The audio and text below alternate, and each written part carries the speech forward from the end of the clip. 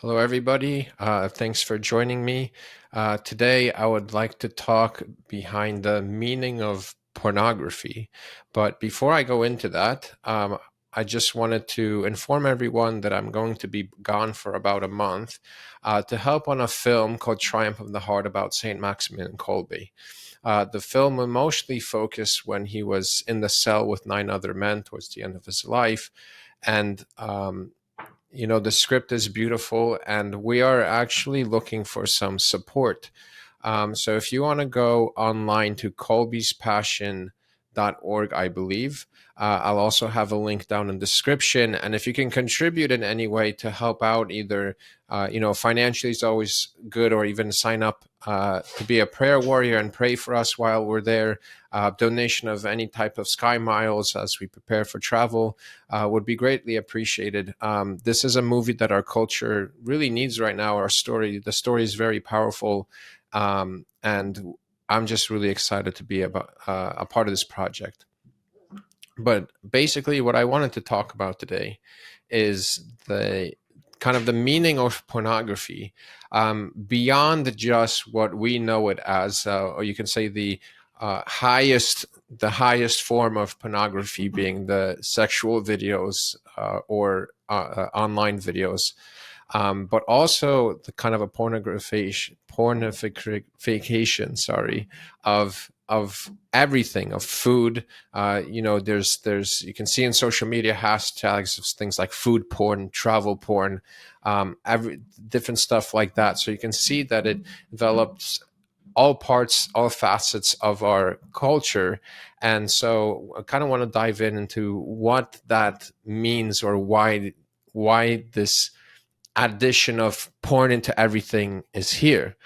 Now, first, it's important to always go back to and understand, the first few chapters of Genesis, and especially at the creation of the world. Like I always say, not in just an aspect of physical or material creation, but in a sense of how our attention, or you can say for a modern audience, how our consciousness works, right? And so Saint Ephraim the Syrian talks about Eden, and I mean it's in the Genesis book too, as a mountain. So if you think about a mountain, it's wider at the bottom and comes up to a point. Now this is also the mountain has several symbolisms, but one of them obviously being on a hierarchy.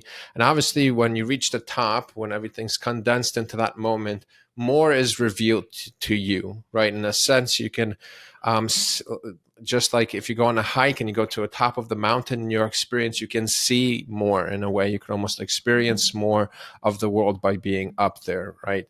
There's a more aspect of, you can say, delight. Like there's a lot more that you can see. And in a traditional Christian culture, that is the top of the mountain, you can say, is where you meet God. This is why Moses goes up the mountain to get the 10 Commandments.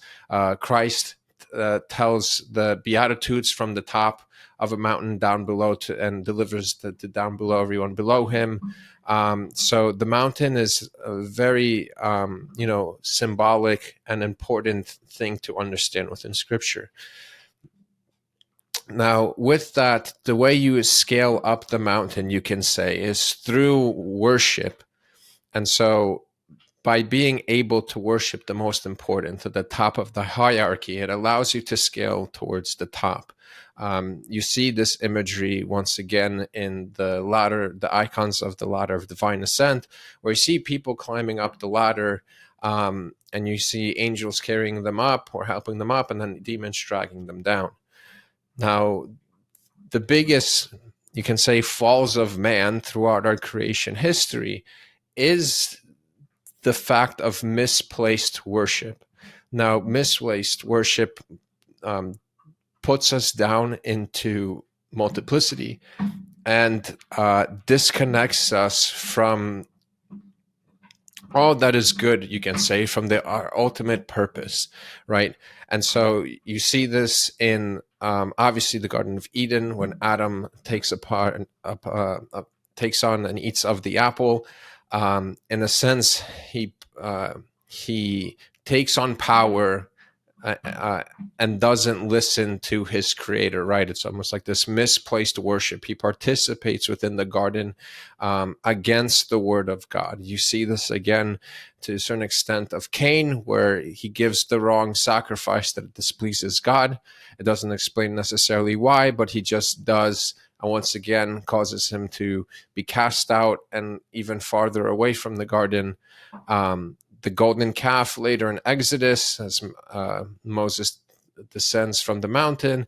And then another example, obviously, you see this with Judas and the reading where the woman breaks the perfume at Christ's feet.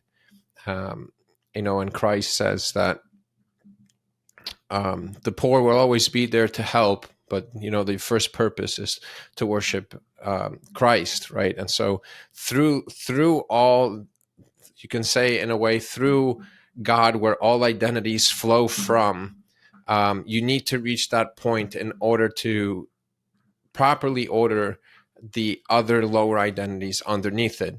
Another example of this is the way you can say an ancient medieval town existed, or culture as a whole. So you would have the church in the center, and from the center you would have governmental buildings, and beyond that you would have the bakers and the potters and things like that, and it would keep going out until you have the walls that contains all the town inside, and then guards on the edge of the walls to prevent outsiders from coming in.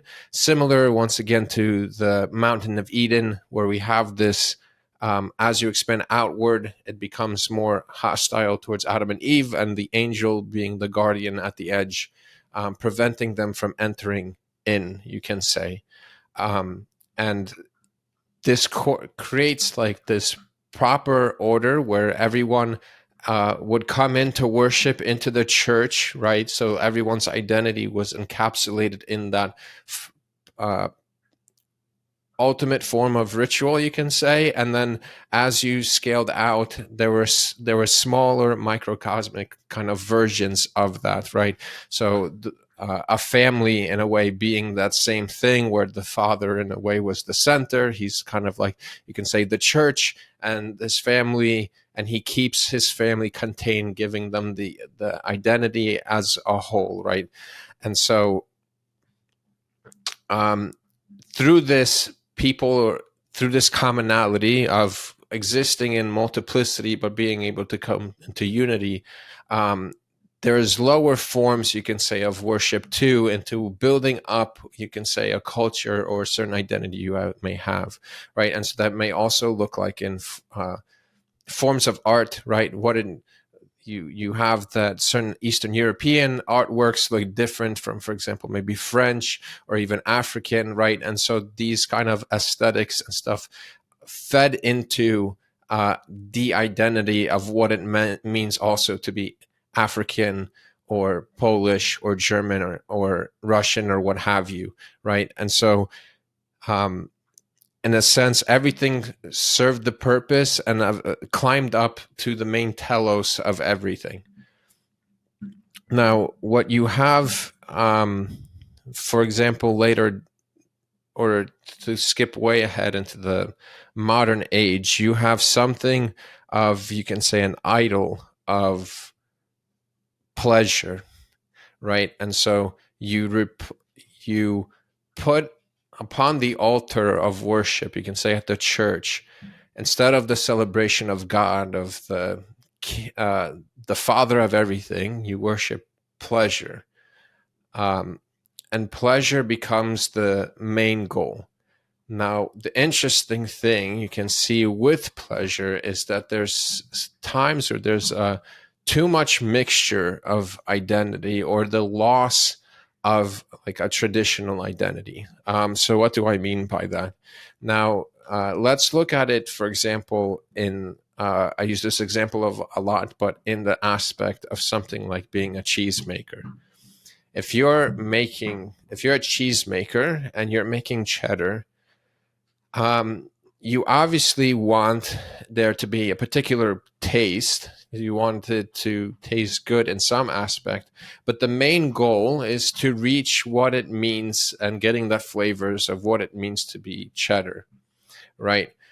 But if you replace the purpose of building to that necessary identity of cheddar and you replace that with making the tastiest or the most delicious cheese, in a sense, you lose all the other identities, right? Because even in taste, though some may be more bitter or sour, what have you, or salty, they each fill specific function of how we participate food within a given moment or presentation, or you can say community of foods that we take part in.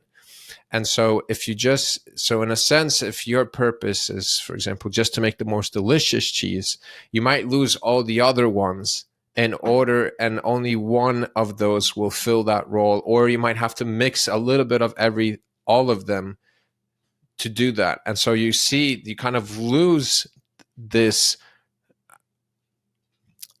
you can say diversity to some extent of all these different identities that we participate in it, and only one exists, right? It's only the delicious one that exists.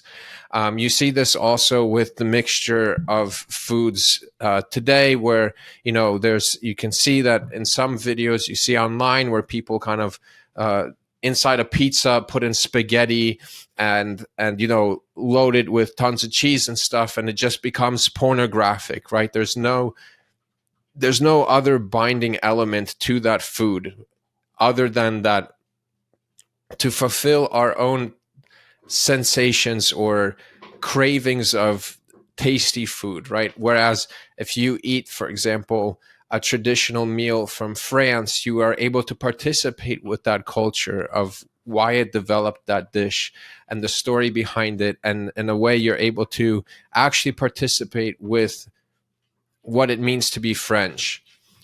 And there's kind of like this incarnational element to it, where you have like a country like France exist, and it's all based around these dishes dishes and stories and everything that people are able to participate in order to know what it means to be, let's say, a French person.